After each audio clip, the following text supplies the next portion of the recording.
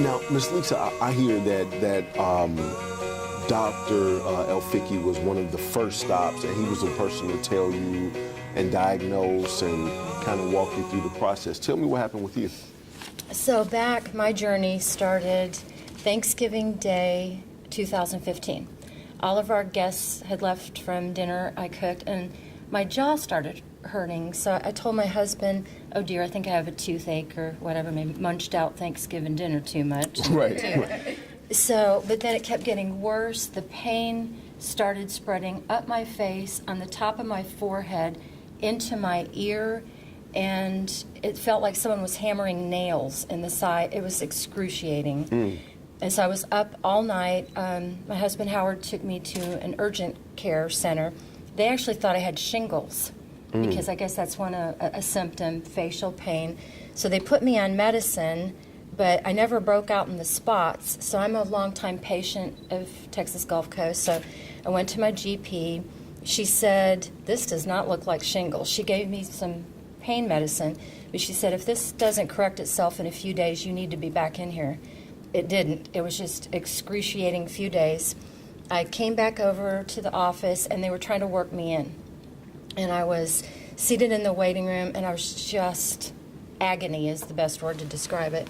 So the wonderful lady at the front desk, I went up to her, and I said, look, I'm in utter agony. Is there any doctor that you can get me in quickly? And this wonderful reception lady went and spoke and found Dr. John Turner had a cancellation, or he could wiggle his schedule around. He got me in. My husband and I go in. I describe what's going on, and he said, I need you to wait here a minute. I think you have a very rare condition. I've only seen it one time in my practice, but I need to double check my reference materials. I think this may be what you have. And I said, okay. He checked and came back, and he said, you know what, you're almost textbook for a condition called trigeminal neuralgia. And he said, in which case we need to order an MRI. But he said, I'm going to confer with our neurologist, Dr. El Feki, get his opinion, and I want you to get right in over to Dr. El Feki. So they sent me over to Dr. El Feki, described the symptoms, and he was like, you are textbook for this condition. So the two of them ordered up an MRI. The MRI came back. My husband and I were actually at a movie, and I came out of the movie theater, and Dr. Turner had tried calling me 5 times. And I was like, this can't be good. So we get home. He actually called again, and he was like, I don't know how to tell you this, but you have a brain tumor.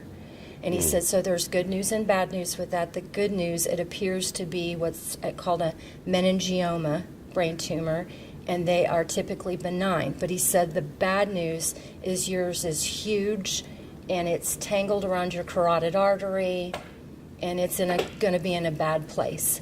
So he said, Dr. El Feki and I, we're going to get you a neurosurgeon referral immediately because we've got to deal with this. So the next day, I looked up neurosurgeons on my medical plan, and I found, and I don't know if you remember when Representative Gabby Giffords was shot in the head, and they brought her from... Absolutely. They brought her, and that was this, I remember that neurosurgeon, Dr. Dong Kim, who's with Memorial Hermann, and his number 2 and the assistant director. So Dr. Kim is the director of the Misher Neuroscience Institute, and Dr. Blackburn is the assistant director. They were on my medical plan. I had remembered that, so I called back to Dr. El Feki and Turner saying, this is who I'd like to see. Within 1 hour, Dr. Kim and Blackburn's office called. That's how quickly the referral came from these doctors. Right, he was on top of it. Yeah, they got. Over I was like, they called me within 1 hour. The neurosurgeon's office. They got me in just a couple of like the next day or 2 days later to a neurosurgeon. So to me, that piece of it was remarkable as well. So they looked at the MRI. Dr. Blackburn flat out told me there were only 5 facilities in the United States that would even be able to deal with me. It was so complex.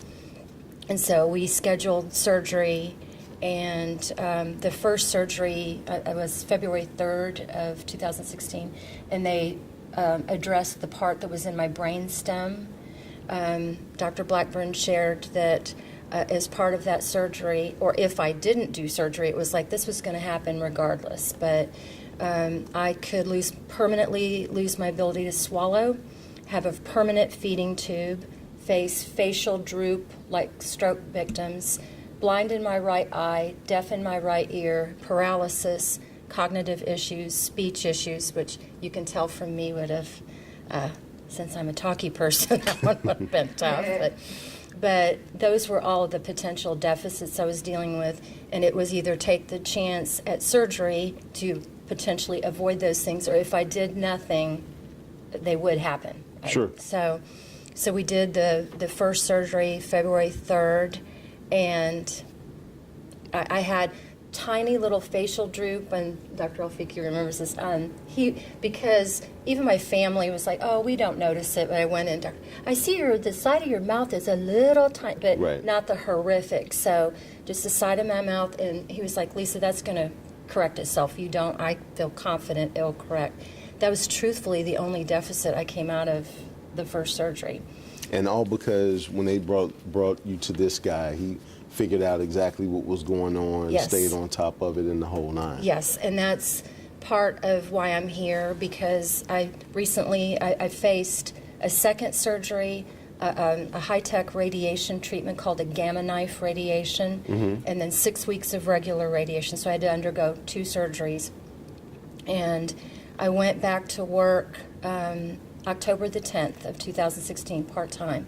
And our medical doctor with my company, they have to sign off on you returning to work. And she had to review my medical records prior to the meeting. And when I walked in, we sat down, she said, I want to start off by saying, you are aware that these 2 doctors saved your life, aren't you? And it was like, I guess while you're, and probably Alan could talk to this too, while you're going through this, your focus has got to be positive attitude, right. and I'm going to do this. Kind of the deep dive of the fact these 2 doctors saved my life, I guess I'd put on a back shelf someplace. But my work doctor said, these 2 doctors saved your life, because if they had not ordered the MRI, and she said, I'm here to tell you, Lisa, a lot of doctors won't. They just give right. you a pill and go away. Pat you on the head, go away.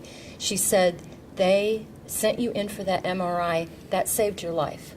Because she said, otherwise that tumor would have grown and you just would have passed away in your sleep. Now, this is the lady at your job. At my job, we've right. got a med on staff that for disability cases, you have to get their permission to come back to work. Right. So I would have told her I have to take off a couple of more days, because now I'm emotional. I can't work under these conditions. Like, who works under these conditions, Exactly. right? I'm just saying. I'm just saying. Exactly.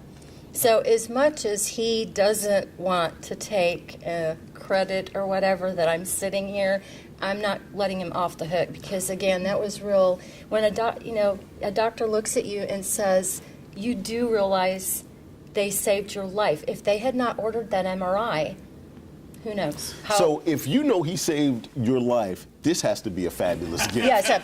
I'm like, you probably should have gave the gift first. I would agree with that. Like if it's like a handkerchief or something, I'm like, I saved your life. Stop right, it, I'm stop just it. saying. Well, there's a note there along with the gift. There's a little note in there, and it starts off by saying, how do you say thank you to the person who saves your life? Right. So Thank you. That's impossible. Well, So I definitely want you to open this but now. I did want I know this is a some lot of small- pressure, but yeah, I just need. And Thank you need you to so open much. this now.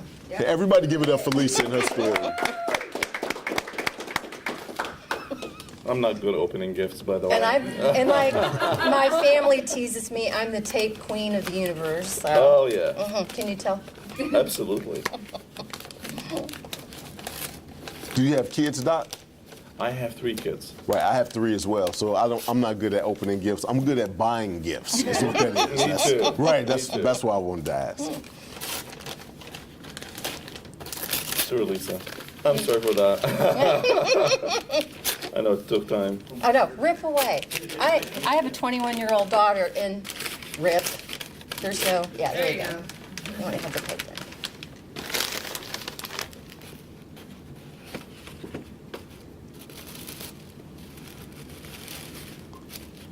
Wow, that's really nice. So I don't know if the camera can see it, but it's a tie with brains on it. It is. Now see, I need to get this tie right here because I would tell everybody I'm playing with them, look into my tie. Like I'm, all of a sudden, you like, am I being hypnotized? I had no idea. And you notice that this is brain. It's Yes, brains. I see it. I see it. I see it. A lot. That's what I'm saying. That's what I'm So saying. I just thought at his next brain conference, he could totally rock the brain conference with Absolutely. this Thank you. super cool That is brain hot. tie. Thank That And is then hot. my mushy note is in there for later. Okay. All right. So, Doc, we've had a lot of great feedback. You gave us a lot of great information. Two things. One, I'm going to have you look into that camera and give all of your information in 1 second. But two, I want to make sure that you come back because I have a question I need to know, and I think the whole world wants to know is if cell phones is giving us brain tumors. Like, and that's something we could talk about on a whole nother. That's a whole other episode. You will get a kabillion views on Google if we did that segment, and I just thought, right. A kabillion? Like, come on now, come on. So if you can look into that camera and tell people how to contact you, sir. My contact, actually, I'm working at Texas Gulf Coast Medical Group in Bay Area Hospital. So the phone that you can reach me on is 281-604-1300. That's my contact information, Dr. El Feki. And the website is right up under us right now. Okay. And so if you have any of those symptoms, this has to be the best doctor to call because he's the only one that showed up to my show with 2 patients. Everybody give it up for the doctor. Thank you. Thank you so much, sir.